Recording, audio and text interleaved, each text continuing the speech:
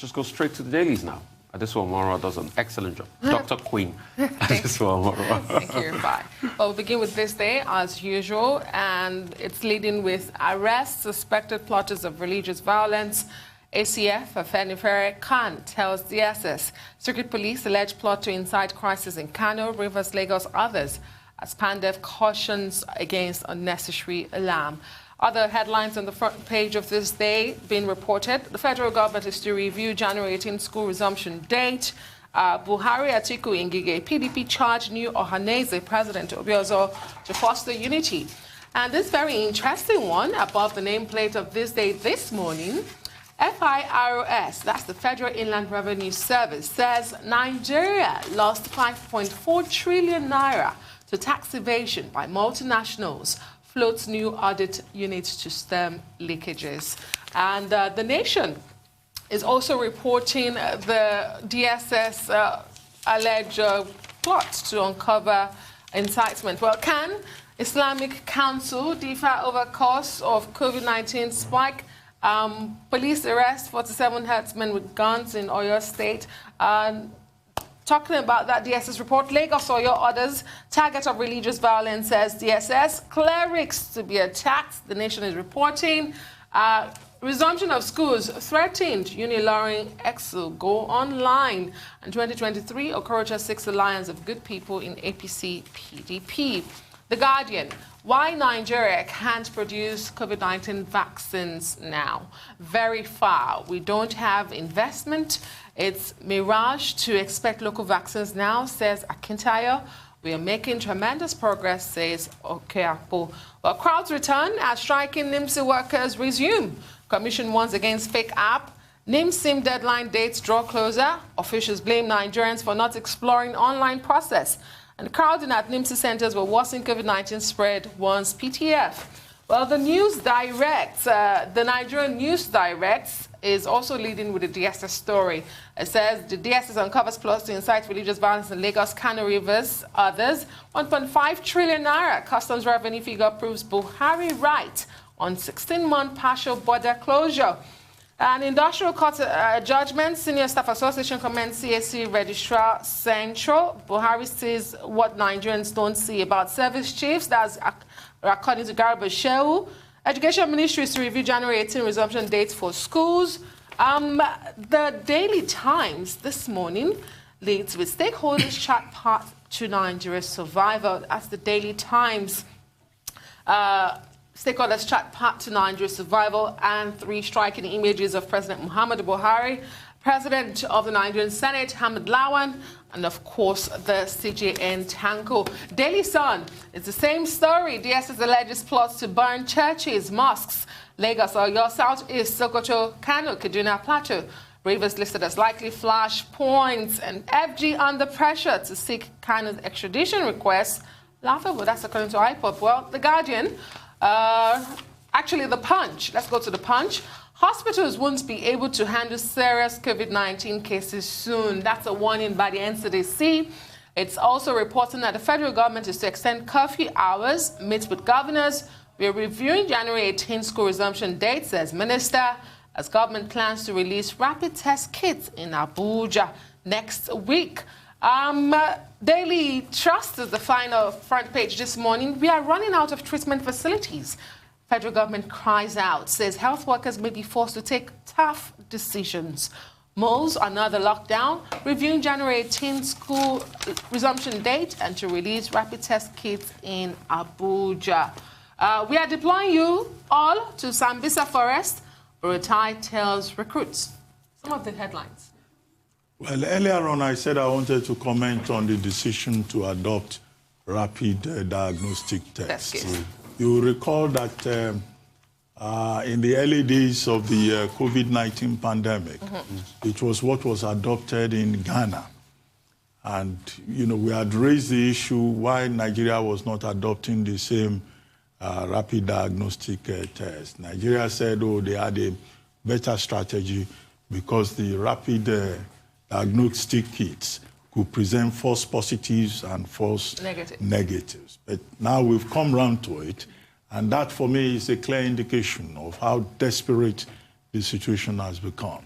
in a series of tweets yesterday, the Director General of the NCDC pointed out how, look, bed spaces have become very scarce in Abuja. Even oxygen is no longer available.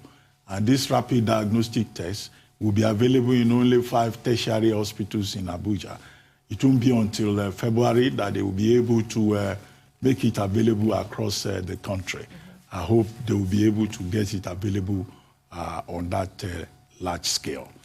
Now, as for school resumption, we touched on this yesterday.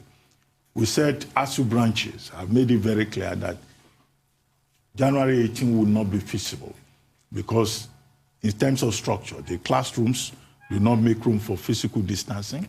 The accommodation units within the universities are not okay. 2 universities said that they were ready. But the ASU branches nationwide were protesting that it would be suicidal to allow students to return. And if you were to see the condition of our universities generally, you can imagine that it would be pure chaos. Now, for secondary schools, NUT, the Nigerian Union of Teachers, had said it is not wise to reopen the schools.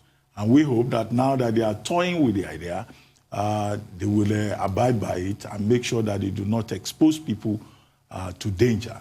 Now, a third batch of the NYSC for 2021 is supposed to go to camp on January 18.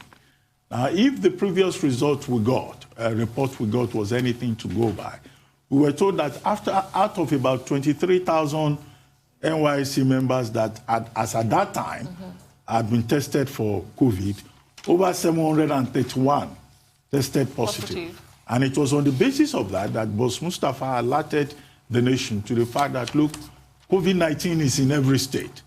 Now, would it then make sense to a few weeks later open up these same orientation camps for Nigerian graduates?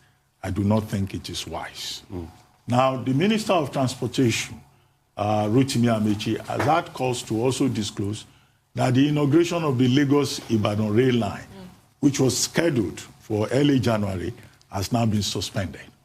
And he's gone a step further to say that, look, if there is any reported case of COVID infection in any of the trains, either in the south or in the north, Abuja to Kaduna, that the government will have no option but to just shut down the rail lines. He says on a daily basis, the Abuja to Kaduna takes about 4,000 persons. So, according to him, imagine if 20% of that figure were to be COVID infected. Then, of course, the train will become a super spreader unit. And I think he has a very good point in that regard. But the issue is, how do we prepare? What kind of preparations are we putting in place ahead of the arrival of the vaccines that we've been talking about? Yeah. The 100,000, the 42 million that will follow, the 40% that we want to vaccinate. Do we have designated vaccination centers already? Do we have other necessary requirements? What is the effort? Look, in the UK, they invite you to come and take a vaccination because there is a database. You don't have to go and rush. And crowd. Now, Nigeria, we don't have a database. The government knows nobody's address. Even local councils don't know where you live. You are just in that local government. There is no record of your existence or your address. So how do we mobilize people to come and take a COVID-19 vaccine? Are we going to adopt the NIN model, which, of course, has become problematic?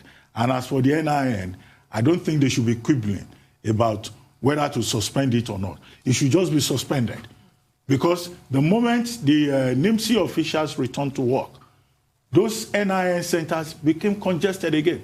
Over 160 million Nigerians trying to get their NIN numbers or align their NIN numbers with their SIM cards. So people just besiege these places, and there's nobody putting an orderly process in place. I mean, the country will not disappear because of NIN number and SIM cards. Definitely. That's one area in which government can prevent unnecessary congestion of people? Right. I mean, for me, there are quick solutions and quick fixes. Yeah, we don't have the data. We don't have what it takes on ground. Yeah. But we have done a vaccination exercise with polio that has been successful. We've been able to be polio-free. We should ask ourselves, what are those contraptions that stopped the vaccination of polio at a point in time? And how can we learn from that and use that process? I mean, the UK can do that easily, Dr. Abbas, because the UK has something I call the GP system. Like you have a personal GP that you're connected to that knows your medical history and everything. And once the vials get to your GP, they can facilitate calling you. But we don't have any of such in this country. We should now start even thinking of getting freezers. I was seeing an advertorial in one of the national dailies yesterday about somebody saying you can buy freezers for me that can store minus 80 degrees centigrade. So people are already selling that.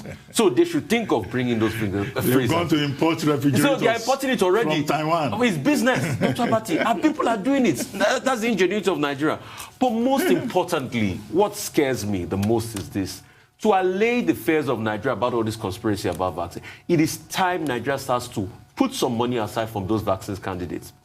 And this one and I were mulling about the pain it cost me when I discovered that Sinovac and BioNTech was a vaccine candidate. Pfizer-BioNTech was another vaccine. So BioNTech alone has 2 different vaccine candidates. One with Pfizer, one with Sinovac. An entire country, if that's one company, can have 2 different vaccine candidates. An entire country that cannot produce 1 vaccine candidate. It's a shame on us as a country. And something should be done. So we should ask ourselves those very delicate questions.